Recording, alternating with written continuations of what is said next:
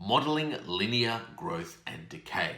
Linear growth means that it's increasing growth by the same amount, linear, over time. And it's usually written in the form of Vn plus 1 equals Vn plus d.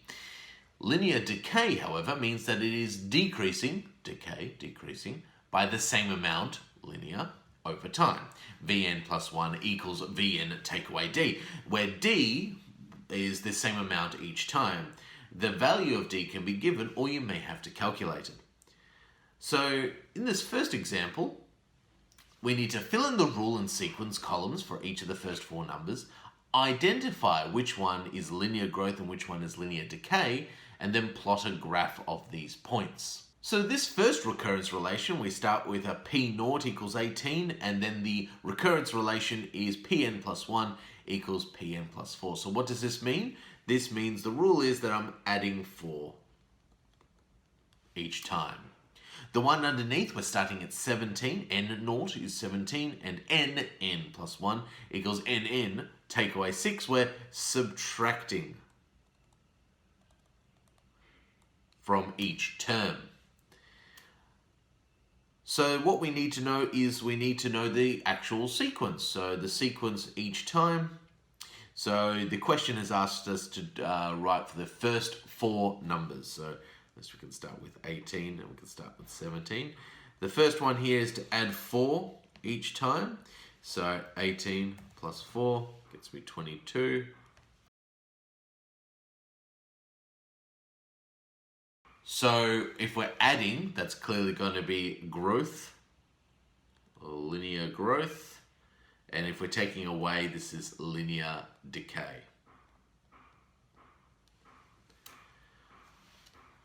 So now we can plot this. So the purpose here is that you may be shown a linear plot of a growth and decay. You need to be able to interpret it. So we are increasing over a period of time. So we'll start with 0, 1, 2, 3, 4, 5.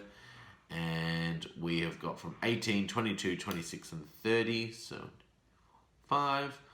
So we'll go 30, 25, 20. In fact, I might change that a smidge. 5, 10, 15, 20, 25, 30.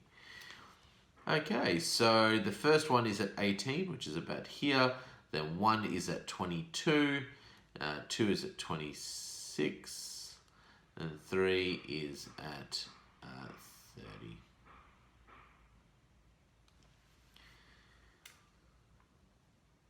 For the next one, I think I've snookered myself because I need to actually go underneath this axis, but that's okay.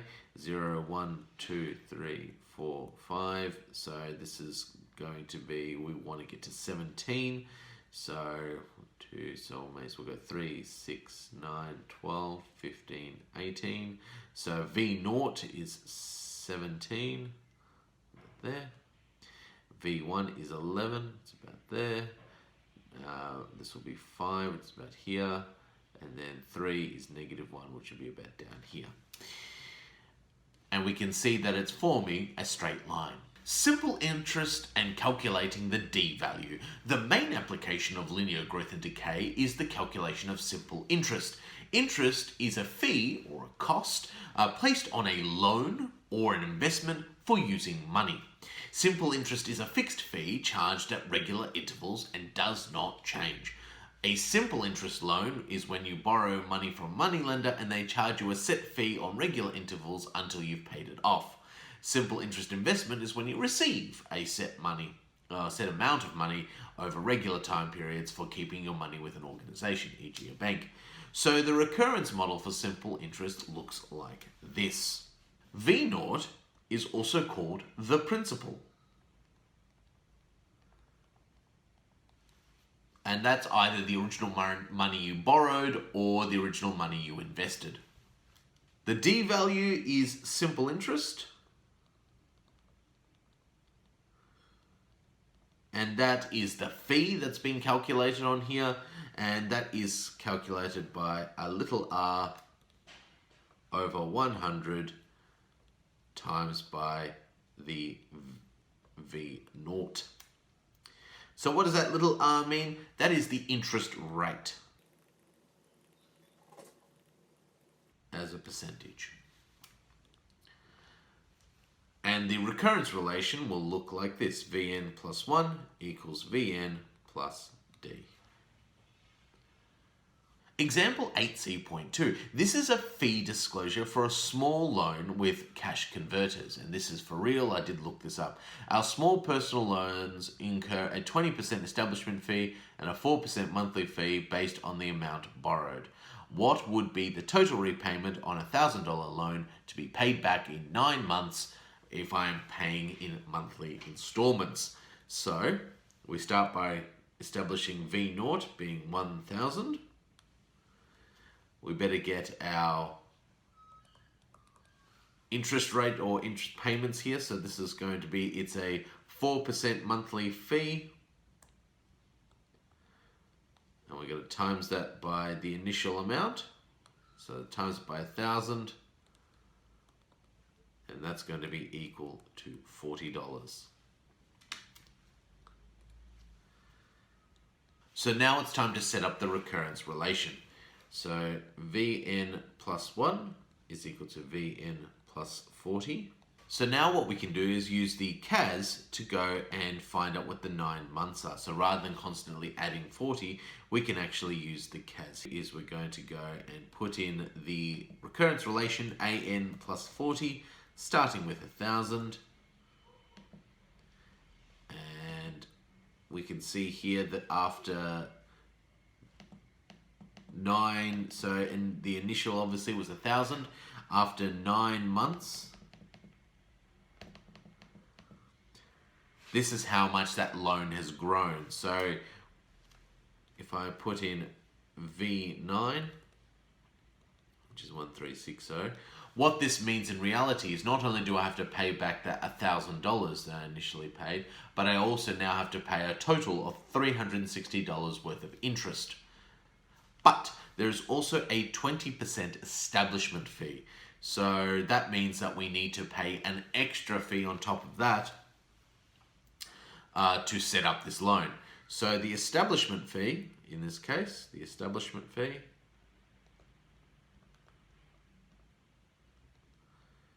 is equal to 20% of the original 1,000. So 20 over 100 times by 1,000, and that is equal to $200. So the total to pay back is going to be $1,360 plus 200, and that is equal to 1,560. So you can see here with a simple interest loan, the key thing is if you're desperate enough to do it, you better pay it back quickly. Otherwise, you're going to get in lots and lots and lots of debt. Example 8c.2. This is a fee disclosure for a medium personal loan with cash converters. Our medium personal loans incur a $400 establishment fee and interest at an annual cost of 48%. If I want to borrow $5,000 for 6 months, how much will the total repayment be if I'm paying in monthly installments? So the first thing to notice there is that this one slight difference from last time is it says that there's an annual cost rate of 48%. So how much is that in monthly? So the monthly, if we've got 48% per year, that means monthly it'll be 48 divided by 12, which is 4% per month. So when we're calculating the monthly payments, this is going to be 4 over 100 times by the initial V0, which was 5,000. Better make sure we write that in so we don't forget. V0 was 5,000. So the payments are going to be equal to $200. So the recurrence relation is equal to Vn plus 1 equals Vn plus 200. So we want after 6 months, so after 6 months of doing this, so again we can just put this in here, plus 200. The initial was 5,000. And we can see here after 6 months, it's now a total of $6,200.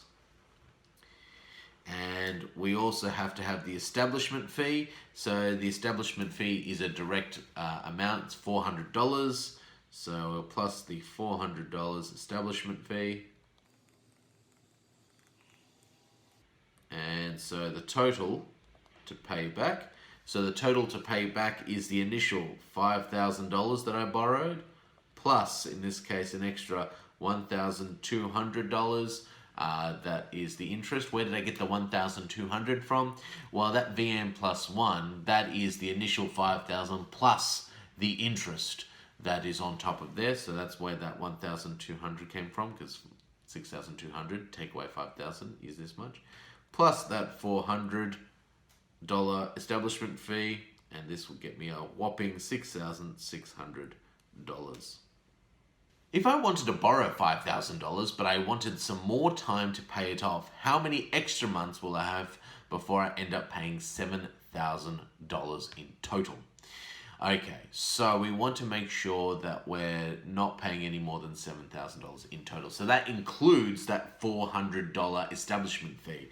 So that's the first thing that I would do to get rid of. I would get rid of that first. So $7,000, take away the $400 establishment fee. So that gets me $6,600.